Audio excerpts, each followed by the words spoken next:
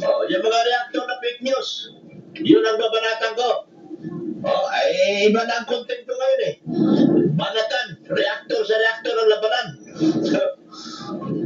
Yes, salamat sa inyong tiwala. Pahinga muna ako ngayon. Magre-reactor muna ako ngayon. Hindi ko nahangad ang ano ngayon. Tama na itong mag-reaction tayo. Stop muna ako sa charity. Magre-reaction mo muna ako. Para kasi malaman ng ibang reactor na totohanan ako na magre-reaction ako. Bayo hapon, Dok. Ano reaction mo ngayon? Ow. Biansi! Biansi! Reactor na ako eh. Basta support kaya pa rin namin, Dok. Salamat po. Salamat sa support.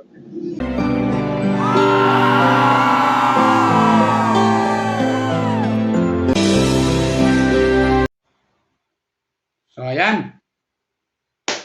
Kumusta po kayo? Dito na naman po ako.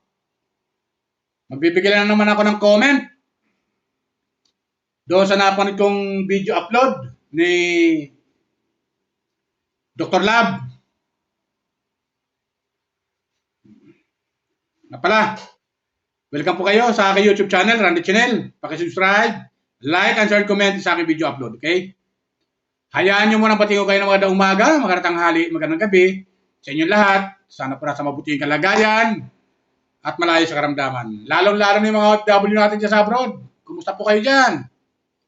Saan makaiparig naman doon raon? Sana nasa mabuting kalagayan at malayo sa karamdaman. Okay? So tuloy tayo. Magbibigay ako ng comment dito sa isang kalingap na ito si Dr. Lab, kapo viewers, ay napanood ko yung kanyang live. At doon sa live niya, yung pamagat niya, mainit na hapon nakalagay doon. Dahil, ayon sa kanya, kapo viewers, ay merong mga reaktor na grupo ng reaktor, ayon sa kanya, di umano, ay naninira sa kanya ng babalahura. Itong salitang balahura talaga, hindi nawawala ito eh. May hinala ako, bilang viewers, kapo-viewers ha, may hinala ako, kasi ito si Dr. Lab, marami nagtitiwala na sponsor ni Beyonce na dumidirekta sa kanya. At nagtitiwala, at yung para kay Beyonce, iniaabot naman Dr. Lab. Ganon ang tiwala ng mga sponsor kay Dr. Lab. So, meron mga reactor na gusto sa sirain dito, kapo viewers. Gusto sa sirain. Bakit? Kasi may tiwala sa kanya yung mga sponsor eh. Bukod kay Kalingap Rab, may tiwala sa kanya yung mga sponsor. Di ba? Ano gusto lang mangyari itong mga reactor na ingit kay Dr. Lab? Doon sa kaila magtiwala yung mga sponsor, sa kaila mag-abot ng mga cash donation para kay Beyonce, pagtulong para ganon, tapos kakatkungin. O di ba? Kapag viewers, dalawa na nga lang pagkakatiwalaan ng mga sponsor eh. Si Dr. Lab at si Kalingap Rab.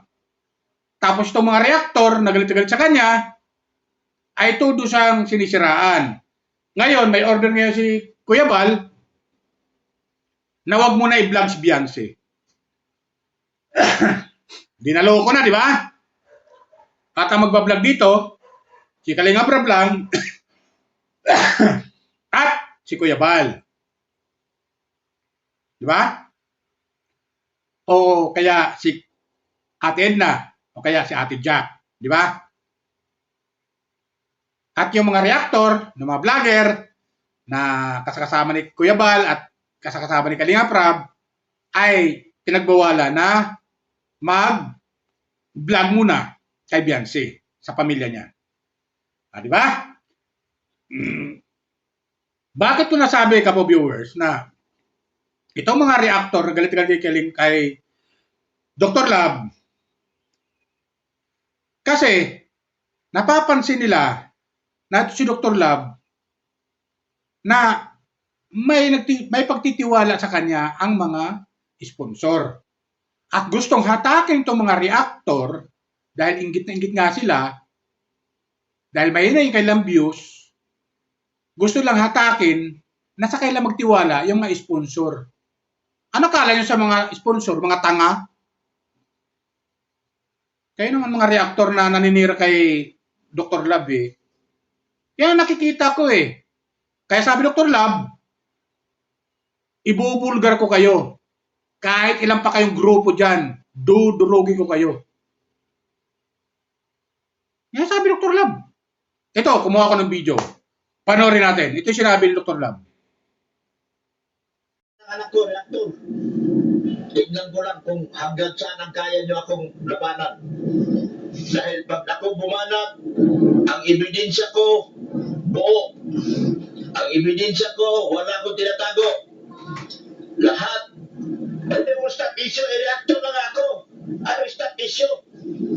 Reactor na ako ngayon, hindi na muna ako mag-charity. Yan, samahan nyo ako. Kasi ang papel ko ngayon, dudurugin ko yung mga reactor na dumudurog sa akin. Yun na.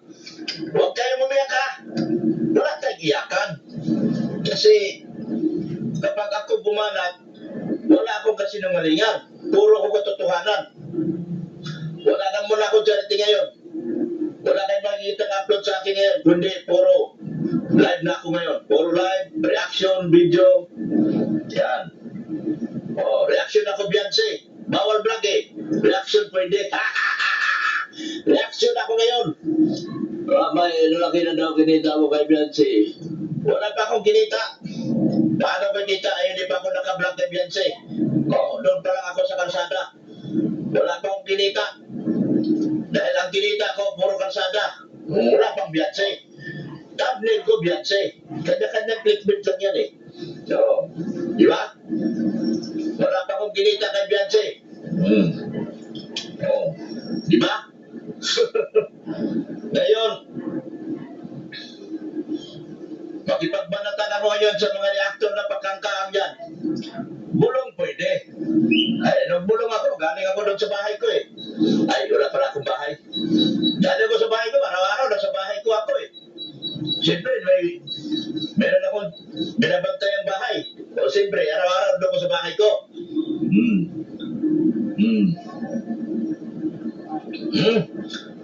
Sina, wala pa po akong kinita kay Beyonce dahil kalsada pa lang po. Nang masalong-salong, hindi, reactor na tayo. Pahinga tayo dyan. Tama na itong ganito. Maging reactor na tayo at happy na ako.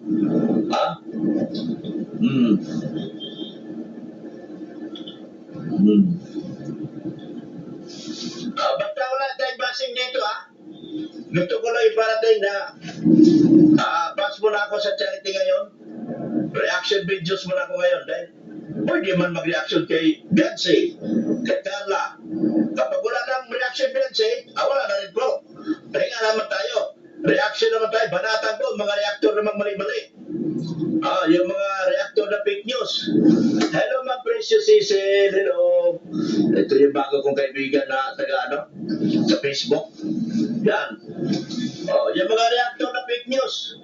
Yun ang babanatan ko. Ay iba na ang content ko ngayon eh. Banatan. Reactor sa reactor ang labanan. Yes, salamat sa inyong tiwala. Pahinga muna ako ngayon. Magre-reactor muna ako ngayon. Hindi ko na hangad ang ngayon. Tama na ito, mag-reaction tayo. Stop muna ako sa charity. Magre-reaction po muna ako. Para kasi malaman ng ibang reactor na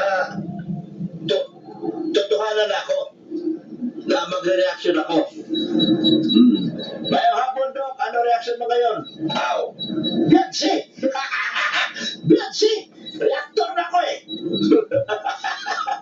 Basta support ka pa rin namin, Dok. Salamat po. Salamat sa support. Reaction ko, Beyonce, Carla, Ido. Yan ang reaction ko.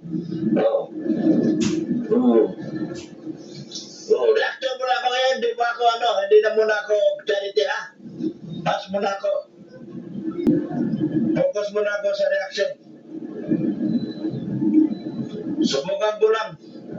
Hanggang kung maganda ba talaga. Mas maganda yung yata mag-reaction. Malay mo, malakas din ako sa reactor.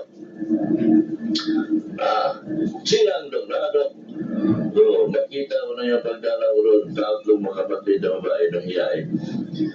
Wala pa rin doon, itsi pa rin tayo. Ay, pwede man mag-reaction. Itsi. Bawal mag-upload bawal mag-vlog. Reaction tayo. Ipat na tayo. Yan ang bago ngayon, reactor na tayo. Yan. Ay, maganda pa reaction. Kahit saan ako magpunta, dito ako sa bayan, hindi na ako pupunta sa bundok. Hindi pa ako atakihin. Di ba? So, di ba? Hindi pa ako atakihin. Lakad-lakad lang ako rito, bayan, SM. No? Tapos, pag may pasok. Ganda talaga, Korean novela. Di ako high blood. Dirisa! No.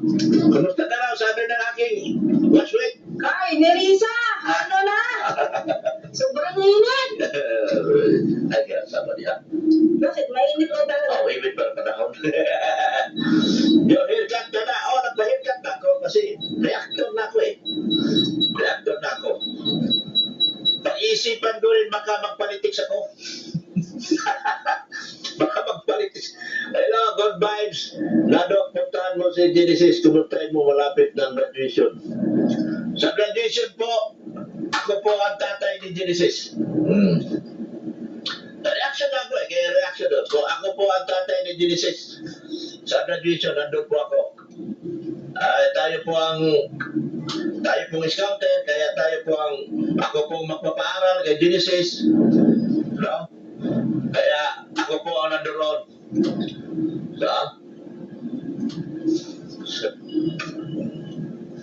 Ang kanin shout out. Dr. Love, Miss Love, ingat lahat na ingat. Dok natin na, hindi ko na po, ayoko. Hindi na po ako charity. Huwag nyo na akong tanongin dyan. Hindi na po ako charity. Reactor na po ako. Reactor na po ako. Reaction mo yung vlog, yung kay John Lee, nakakatawa. Ay, sige. Ako na mag-reaction kay Boss Edo. Ang reaction ko, Edo, Beyonce. Walang vlog. Reaction na. Yes, Ma'am Precious. Shout out, Ma'am Precious.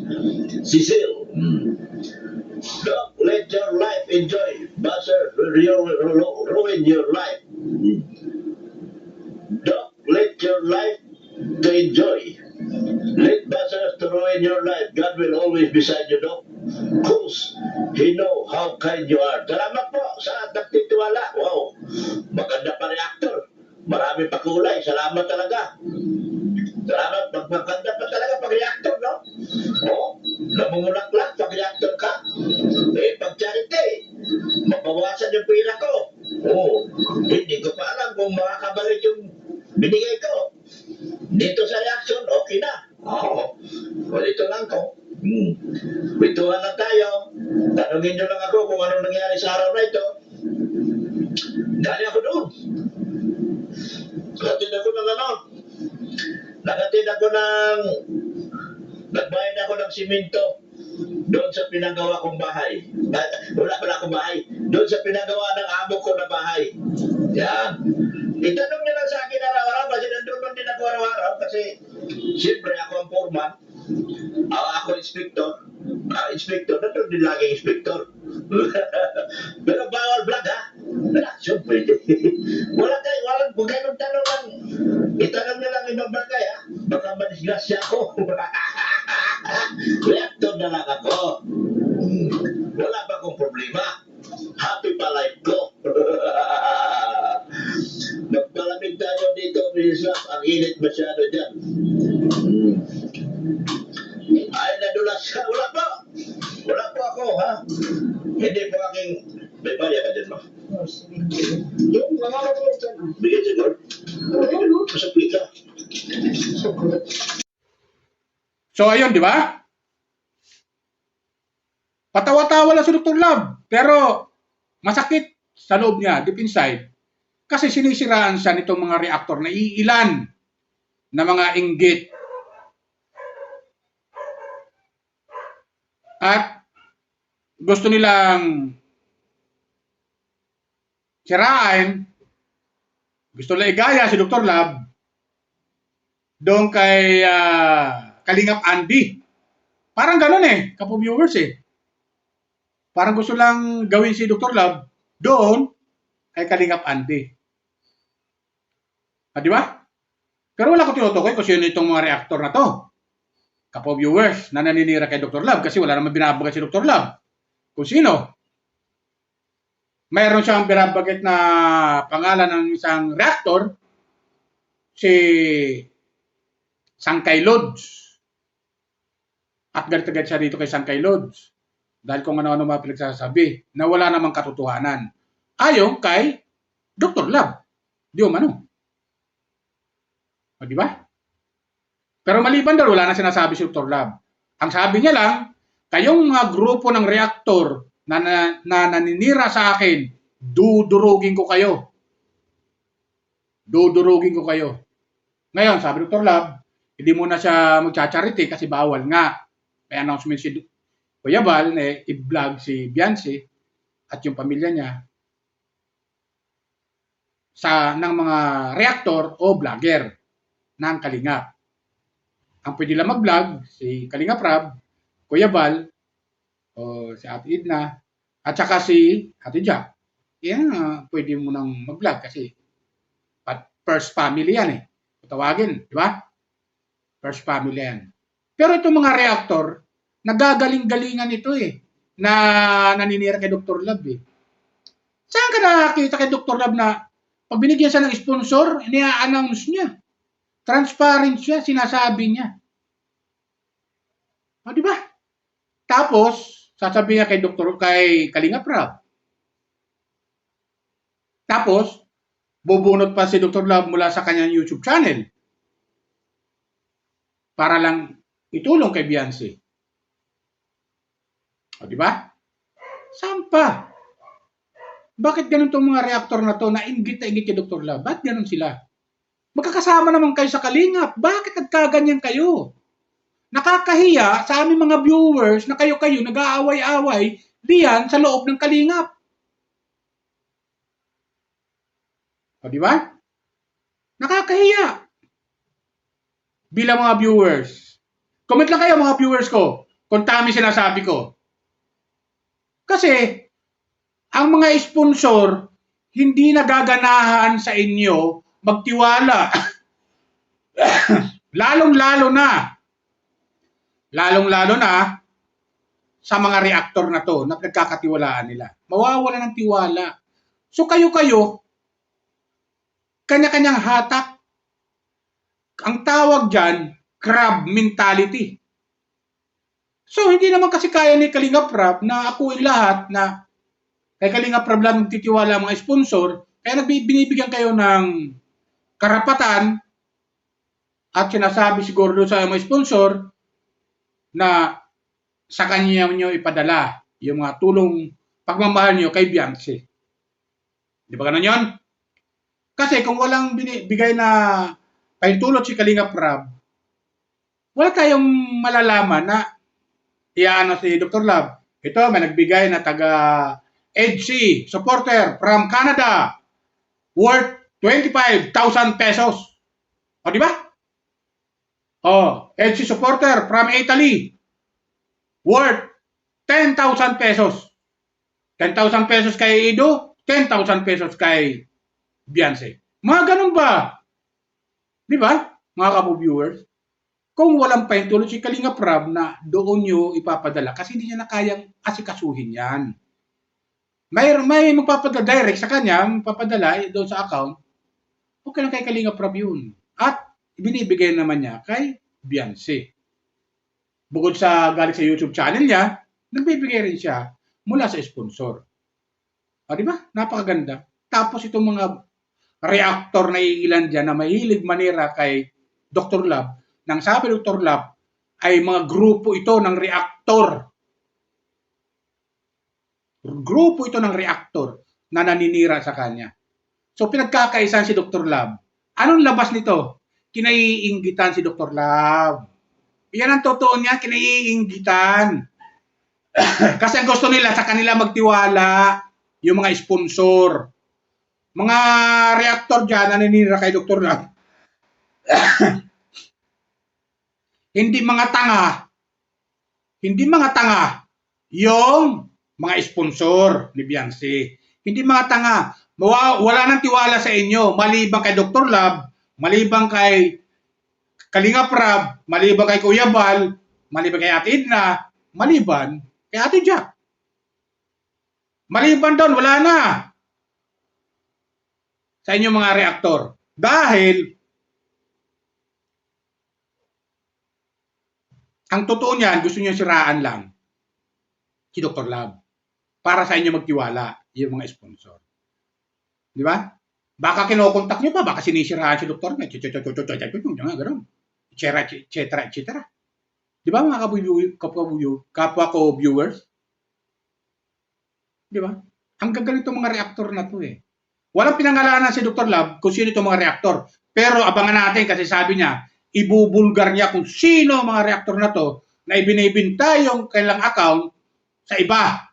At gagawa sila ng mga panibagong account or fake account pag matlaki na ang views o malaki na ang subscriber, umaabot ang 100,000, ibibinta na at gagawa ulit sila. Ganong kagugulang itong mga reactor na to. Kaya abangan natin, ibubulgar ni Dr. Love.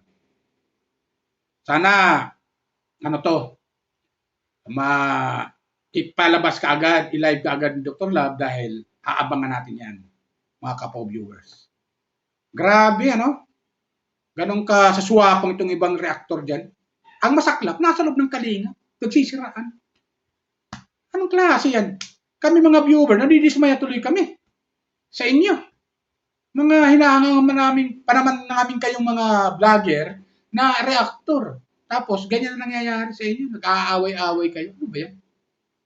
Di ba? Yan lang sa akin ka po, viewers. Paalala ko lang po ulit. Baka may mapadaan dito sa aking YouTube channel, Randy Channel. Paki-subscribe, like, and share, comment din sa aking video upload. Okay? Hayaan nyo muna ang batiin ko kayo ng magandang hapon. At makikiusap lang po ako. Huwag po kayo mag-skip ng ads dahil may mga advertisement na po yung aking mga video upload. Okay? Yun lang po. Bye. Ingat po lagi. Pagpalain po tayo ng pumikapan.